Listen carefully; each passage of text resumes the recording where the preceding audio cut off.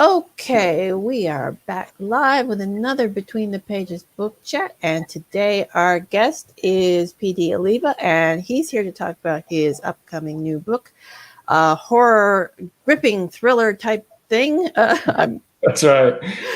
Called Golem. Anyway, and I'm going to turn it over to him now and let him introduce himself. So take it away. Yes. All right. So PD Alleva. Yes, I write horror novels. Latest one is Golem. Comes out October 5th. Also write sci-fi fantasy novels, and I'm also working on an urban paranormal fantasy. And I also moonlight as a hypnotist and psychotherapist, specializing in trauma and addiction. That's why I'm moonlighting. But I love to write, and I'm here. So let's talk some good books, right? Okay, so give us an overview of Golem. What's it about?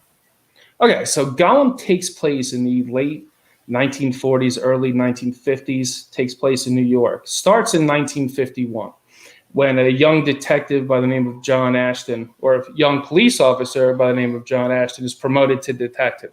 And he's promoted to the missing persons unit of the NYPD. And his first case is to find the district attorney's missing daughter. She's been gone for a few years at this point.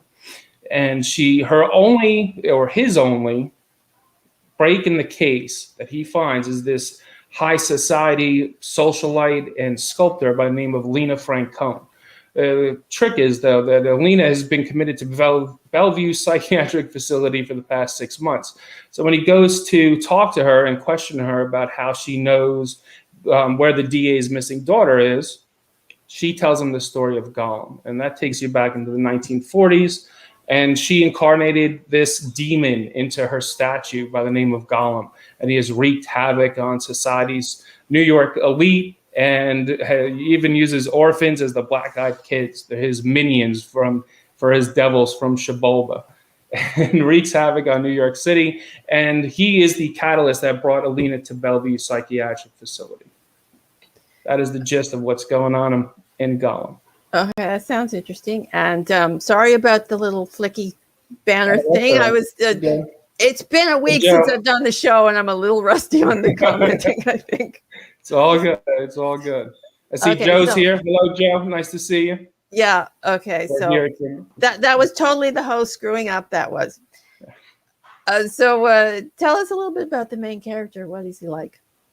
Okay. So main character, John Ashton, he is a main character. So there's 3 main characters. All right. Annette Fleming, John Ashton, Alina Francone, and then, of course, you have Golem. So Alina would be all characters, the main character. All right. So Alina has grown up in high society New York, right? So she's more of your humble type of person. She's looking for love.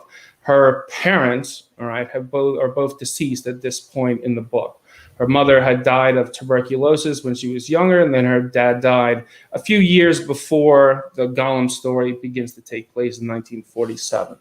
She is a sculptor. She's an artist. She's a philanthropist. She loves giving back. And what happens to Alina is after her father's passing, she meets a guy named Bill Laster, falls in love, and they get pregnant, but they're not married yet. So they're hiding the pregnancy. And what happens to Alina is she's about to get married. They schedule everything. And a week before that, she walks into a shop in New York City that has a gypsy in it. And ever since then, everything goes downhill for Alina. She unfortunately loses her baby, her fiance, and her break up, and then her business, which is called the Clarefield. All right, the Clarefield Inn is actually based on historically accurate the Claremont Inn in New York City. All right, so she's the philanthropist. The inn is, yes, it has hotel rooms, has a ballroom, there's an eatery there. So after this happens and she loses her child, loses her fiance, the Clarefield kind of takes a tumble for the worse. So that is Alina Francone. And then she incarnates this demonic force into her statue named Golem that she had created. The rest is in the book. So it's my Alina. So John Ashton is more like your wet behind the ears detective. He's a clairvoyant, right? So, but especially back then, a clairvoyant, not really a welcomed commodity especially in police work. So he kind of stuffs down and denies the seeing part of himself. And then with Annette Fleming, she's a Karen. That's the way they describe her. She is a witch. She's a nasty person, right? And she, one day on Halloween night, gets a visit from what's called the Black-Eyed Kids. All right, and the Black-Eyed Kids are Golem's demonic minions from Xibalba. Okay, it sounds like you've incorporated some mythology and some urban legends into the book. So, how did you go about deciding what you were going to use?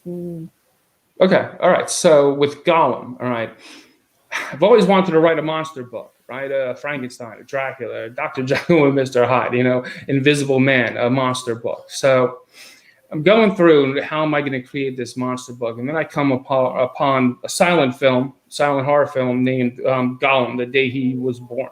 Right. So, and I'm like, this is great. This is absolutely fantastic. I love the fact that it's a demon incarnated into a statue, clay statue. It makes sense. And then also, right, so the whole story of Pygmalion, the mythology beyond Pygmalion, the artist that creates a statue and wills the statue to come to life because he's in love with her. I thought those are great components to like add into the story. So that's the mythology. And of course, a golem is Jewish folklore. And that's pretty much the exact story. Somebody incarnates a demonic presence into a clay statue. And the whole purpose behind doing that, incarnating this demon, is they think that they're incarnating like a spirit, something that's going to help them because their society is either being threatened by an outside force or from within. So the golem is supposed to come there to protect society, but it ends up doing the complete opposite. I find folklore very interesting. Yeah. All right. So, Joe has given you a tagline. Yes, thank you, Joe. That is a fact. That's too funny because in the description of the book, it pretty much mentions Stephen King, and it's all about The Shining. So, very cool. Okay, so no, as you said with the Golem mythology, it's essentially a protector. Only things don't work out the way the people who do not work out. Yeah. So, would you consider your Golem a conflicted villain, or just sort of a complex monster, or straight out evil? Straight out evil, 100%. This is what he came here for. It's a manipulation. He manipulated Alina and the Alina circumstances to come back out. And the mythology in the book goes really far back. So, but for this specific purpose, he manipulated her to get her to incarnate him into the statue. Okay. Pure evil. He knows exactly what he's here to do. Oh, that sounds like a fun villain. Yeah, it's a good guy.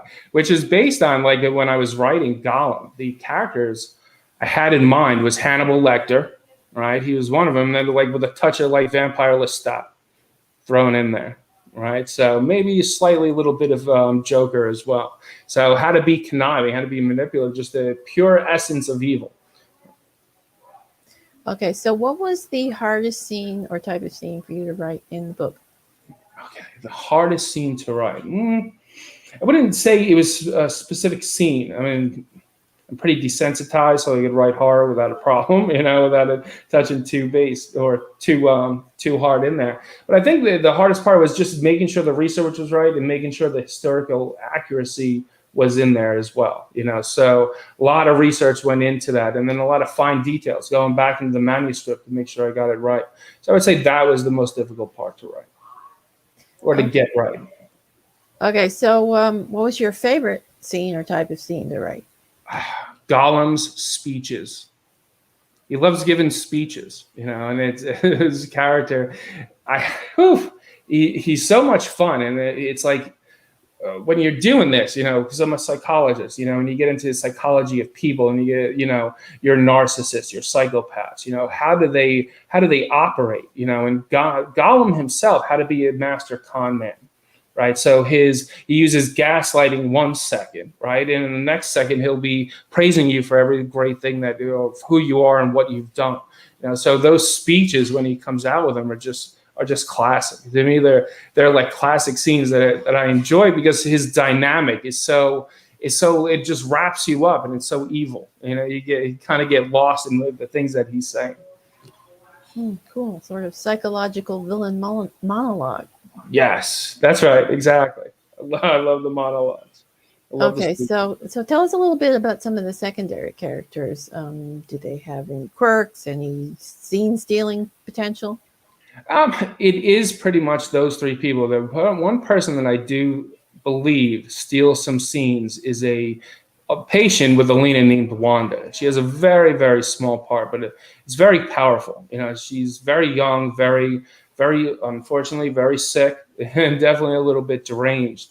And she has this a very powerful scene at the end, or towards the end, I'd say like more than 3/4 in, with the detective John Ashton, when she is playing a xylophone. And in the book, the xylophone, the vibrations are part of how the demons come into our world, right? It's a vibrational frequency that opens up a portal that allows them in.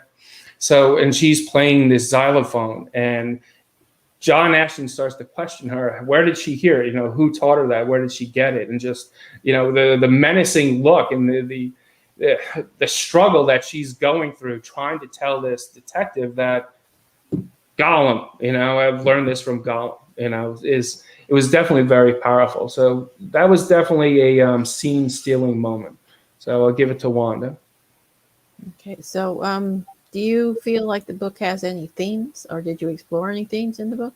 I think the book has a lot of themes: isolation, loss, contempt, and definitely fear, struggle with yourself. And I believe a lot of self-deception is in the book. As a very large theme is self-deception. It's like with John Ashton, not wanting to be himself, not accepting his gift of clairvoyance. That's a self-deception. Even Annette Fleming, who came from very meager means, and now she's kind of rising, she's trying to forget her past, she's trying to kill off the past, so that's a self-deceptive practice.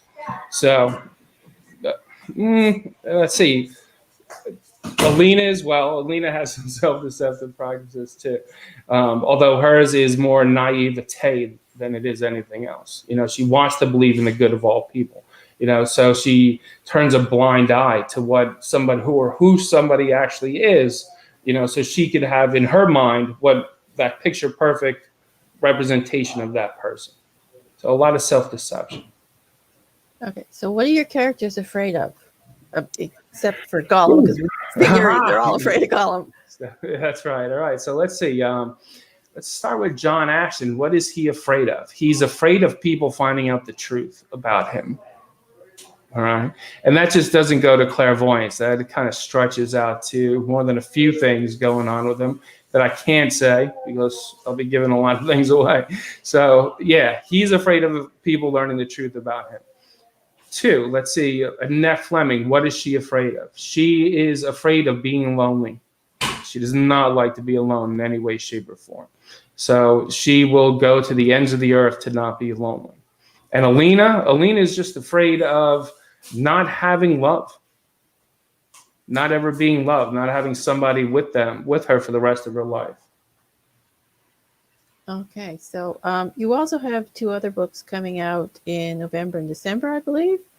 All right, so one in December. Tell us a little bit about them. Yes. All right. So the sci-fi fantasy, The Rose Volume 1 came out about a year ago. So Volume 2 is coming out in December. And the Rose series is about a species of alien vampires living in Hollow Earth who are attempting to subjugate the human population after World War III. That's The Rose. So Volume 2 is coming out in December. Super excited about it.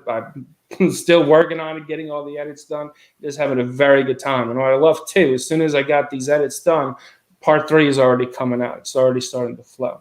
And then I have a urban paranormal fantasy coming out, and that's going to come out in February. I wanted to come out earlier, but it's going to be February. So, and that is about Liza Ward. It takes place in the early 1990s. What happens is Liza Ward is a leukemia survivor. And what happens is during her near-death experience with leukemia, she comes back and she finds that she has this power. She calls it the click. And what the power is when she looks somebody dead in the eyes, she could say whatever she wants and get them to do whatever she wants. She calls it the click. Clicks into place, whatever she says they're going to do. All right, so Liza Ward has some issues with her dad, and Liza Ward's dad also works for the Italian mafia in Brooklyn. And unfortunately, something is going to happen to Liza within the story that is going to, the only reprieve she will get from this is by actually committing murder for money by using her click. All right. There's also a clairvoyant police officer in that one as well as a murder mystery that is going on behind the scenes. And what this all has to do with Liza Ward, guess you'll just have to find out. Yeah, Ha! I love it, right? intriguing little teaser. That's right. So It's yeah, called Go on a Mission. you've Go on. obviously expanded your genre repertoire into horror and paranormal, urban fantasy. So, is there anything that you'd like to explore in future that you haven't yet? Wow. I was told that I write good sex scenes once a long time ago, right? So I was thinking about maybe erotica. However, I don't know. We'll see. You see, I grew up. My mother always read those Fabio books. Remember the Fabio books? I Yeah. don't even know if they had Fabio books anymore. That was what she read. And all the time I would tell her, why are you reading that book? You know, of course, I was the literature guy, you know, all my literary books. You should be reading Hemingway and Faulkner and all that stuff, you know. But she's reading her cheesy sex novels, as I used to call them. So maybe I'll do something like that. We'll see. Oh, yeah, horror erotica is a thing. I'm just saying. That it is. That it is. I'm with you. But woo, we'll separate. Okay, so I think we'll wrap it up here, and I'll let you Nice. tell everyone where they can find you and your books. All right, awesome. First, you go, my name's right there, right there. All right, so that's pdalleva.com. All right, straight off pdalleva.com. Awesome. Go to my website. You can sign up for my newsletter. Perfect way to get me. I send that puppy out once a month. And then also I have a Facebook reader group and book club. So if you enjoy book clubs, go to Facebook, type in PD Alleva Book Club. You'll find us. Join the book club. We are reading Golem right now. Awesome. You'll get The Rose Volume 1 after this and Volume 2.